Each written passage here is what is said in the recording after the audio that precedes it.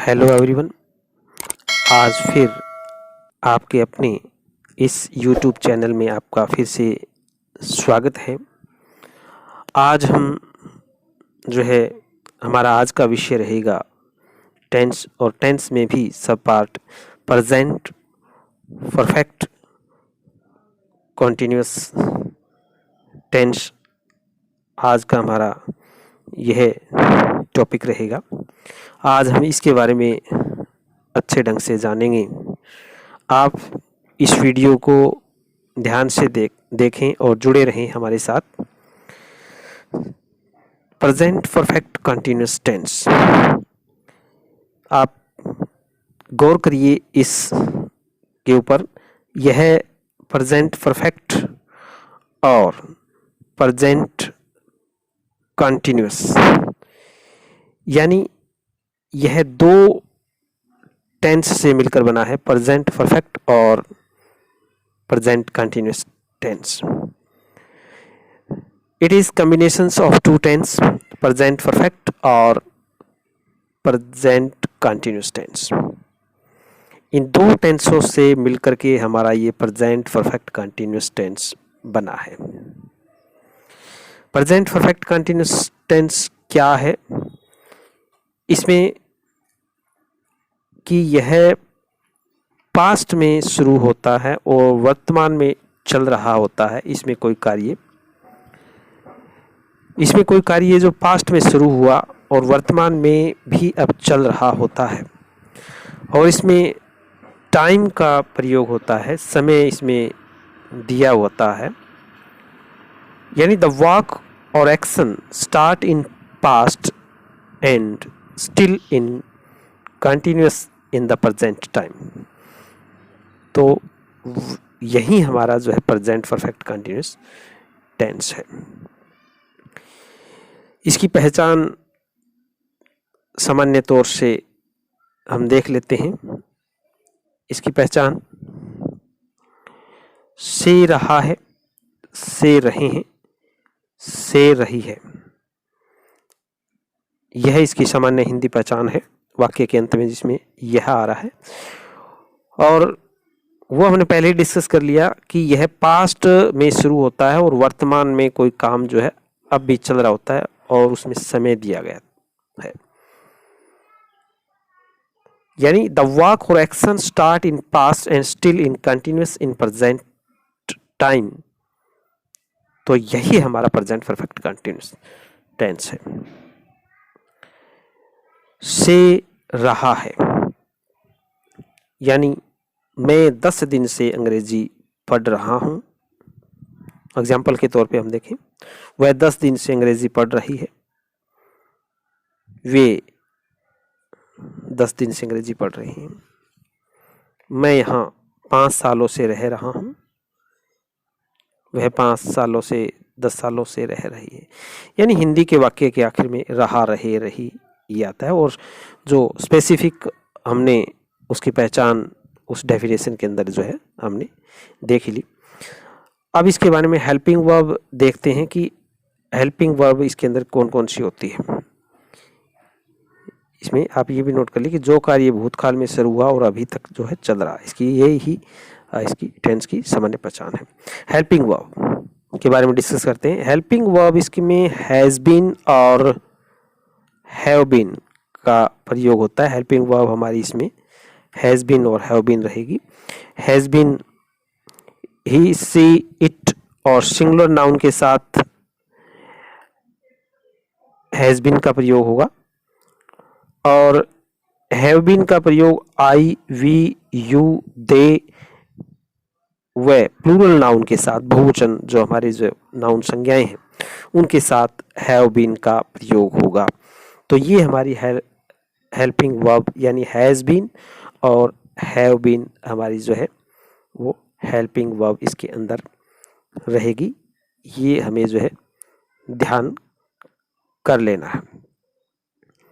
आगे हम main verb की बात करें तो इसमें वर्ब की फर्स्ट फॉर्म के साथ आईएनजी लगती है।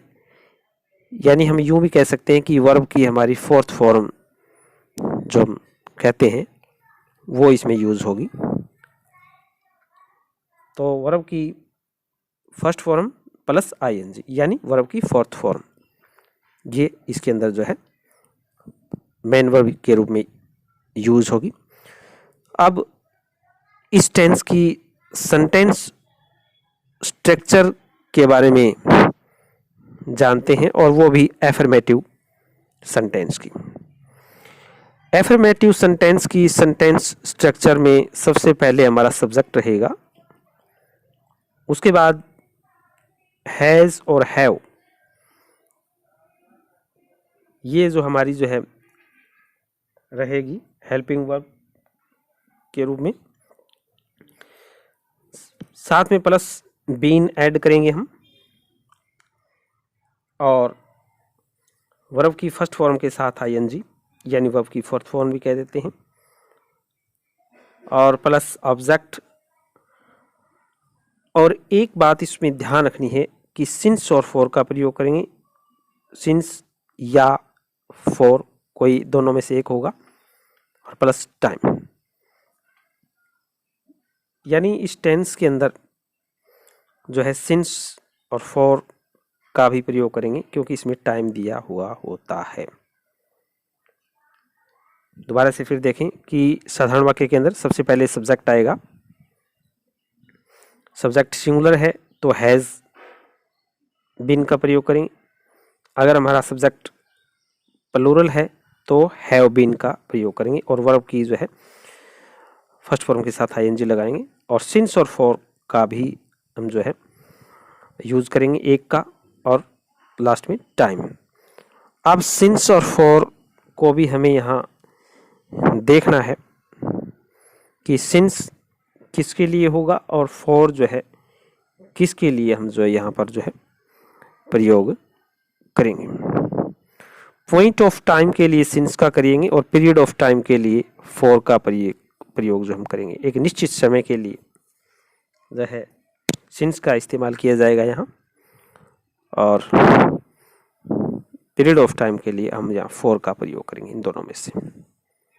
तो ये हमारी जो है एफर्मेटिव सेंटेंस की सेंटेंस स्ट्रक्चर रहेगी। इसके आधार पर आप कोई भी वाक्य जो है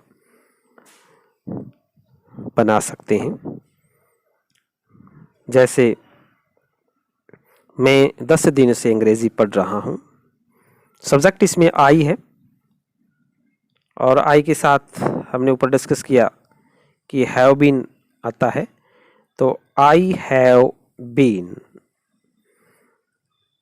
पढ़ना, मैं 10 दिन से अंग्रेजी पढ़ रहा हूँ, पढ़ना रीड है, तो यहाँ वर्ब की फर्स्ट फॉर्म के साथ आईएनजी यानी हमारा जो है रीडिंग हो जाएगा। रीडिंग, ऑब्जेक्ट हमारा इंग्लिश, मैं इंग्लिश 10 दिन से पढ़ रहा हूँ, और 10 दिन है तो पीरियड ऑफ टाइम के लिए for 10 days. I have been reading English for 10 days. ये हमारा जो है साधारण वाक्य है। नहीं वाला वाक्य होगा तो इसमें जो हम हैव के बाद नोट लगा देंगे, बाकी वही रहेगी।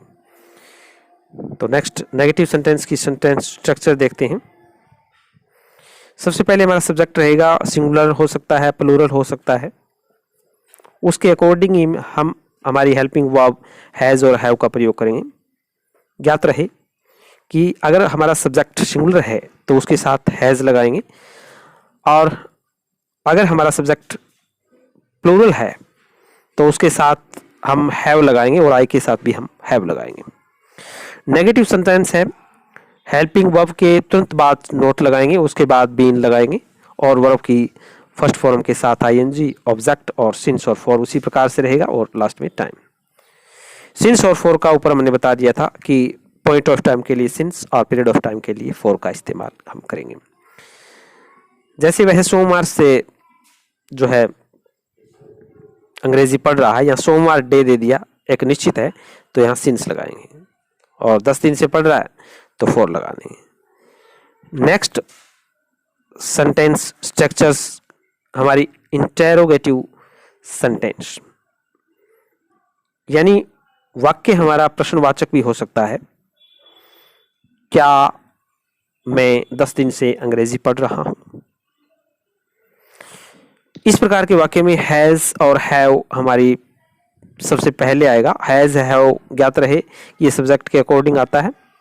अगर आई है तो हैव आएगा, बहुवचन है तो भी हैव, अदरवाइज सिंगुलर ही से इट तो हैज़ का प्रयोग हम सबसे पहले करेंगे। क्या मैं 10 दिन से अंग्रेजी पढ़ रहा हूँ? Have I been reading English for 10 days. इस प्रकार से हमारी जो है सेंटेंस स्ट्रक्चर रहेगी। नेक्स्ट, अगर हमारा सेंटेंस नेगेटिव है और इंटेरोगेटिव है, दोनों सेंस में है, तो फिर हम किस प्रकार से करेंगे? बिल्कुल वही आसान है। सेंटेंस स्ट्रक्चर थोड़ा बहुत बदलाव है। सबसे पहले हैज़ हैव, उसके बाद सब्जेक्ट हैज़ हैव सब्जेक्ट के अकॉर्डिंग आएगा, उसके बाद नोट और बीन, सब्जेक्ट के बाद नोट लगाना है और उसके बाद बीन, और बाकी जो है सेंटेंस स्ट्रक्चर हमारी एज इट इज रहेगी। एक बार फिर यहां देख लें कि सिंस का प्रयोग कहाँ हम करेंगे और फॉर का प्रयोग हम कब करेंगे। सिंस का प्रयोग पॉइंट ऑफ टाइम के लिए हम करेंगे और फॉर का प्रयोग पीरियड ऑफ टाइम के लिए करेंगे। जब किसी काम के शुरू होने का समय दिया हो, जब कोई कार्य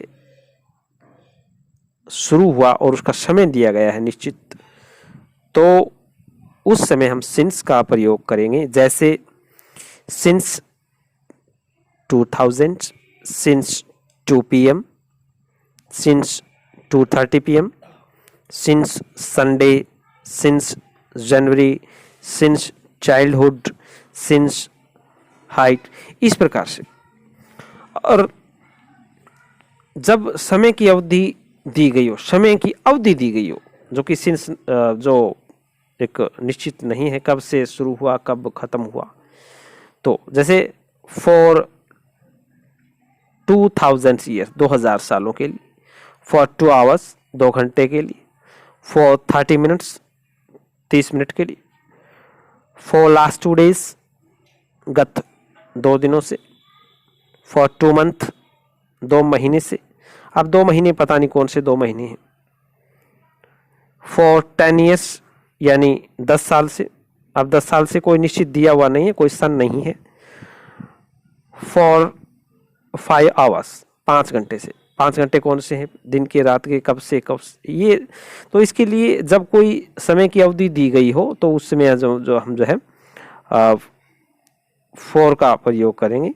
और जब किसी काम के होने का समय दिया गया है तो उसके लिए हम जो है सिंस का हम यहाँ प्रयोग करेंगे। ये आपको जो है बात आप नोट अच्छे ढंग से कर लें। फ्यूचर टेंस में सिंस के स्थान पर फ्रॉम का प्रयोग होता है, ये भी आप जो है ध्यान रखें। कुछ सेंटेंसेस के माध्यम से फिर हम समझते हैं। यहाँ एफर्मेटिव सेंटेंस के एग्जांपल्स दिए गए। Boys have been playing cricket since 3 o'clock, यानी लड़के हैं वो जो है 3 बजे से क्रिकेट खेल रहे हैं। सिंस 3 o'clock निश्चित टाइम दिया गया है तो सिंस इसमें ही होगा। Mouse has been cutting wire for 30 minutes, अब कौन से 30 मिनट्स हैं तो पता नहीं है, अवधि है, तो उसके लिए हम फॉर लगाएंगे।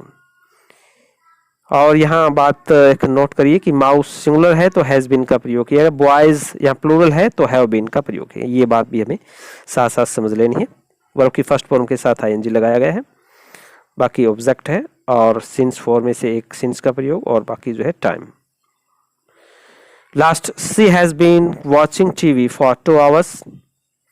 सी यहाँ हमारा सब्जेक्ट है और सिंगुलर है तो उसके साथ हमने हैज बीन लगाया है।